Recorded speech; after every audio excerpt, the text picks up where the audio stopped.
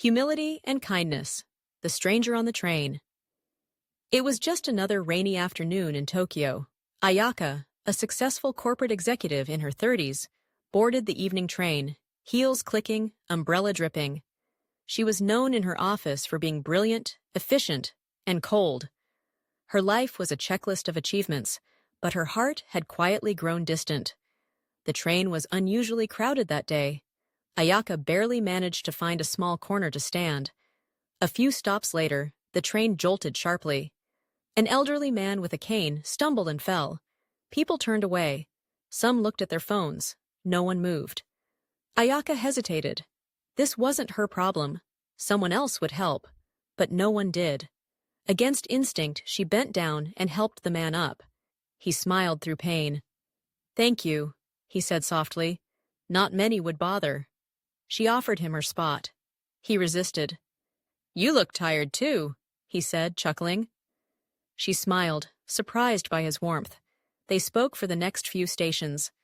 The man was once a teacher. He had lost his wife last year. "Kindness," he said, "is the only thing that remains when everything else fades." As he left the train, he turned back and said something that pierced through her. "You wear strength like armor, but true strength is soft." That night, Ayaka sat in her high-rise apartment, staring at the city lights. Something inside her shifted. The encounter had been small, but it cracked open the walls she'd built. The next morning, she brought coffee to her team, smiling for the first time in months.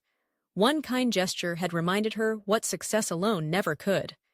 That humility isn't weakness, and kindness isn't optional.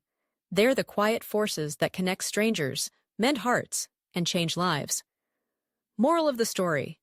Sometimes it takes one stumble, one moment, one stranger to remind us, being kind doesn't make us lesser. It makes us human. And humility? It's not thinking less of ourselves. It's thinking of ourselves less, so we can see others more clearly. Would you like a version of this story turned into a short video script or bedtime narration?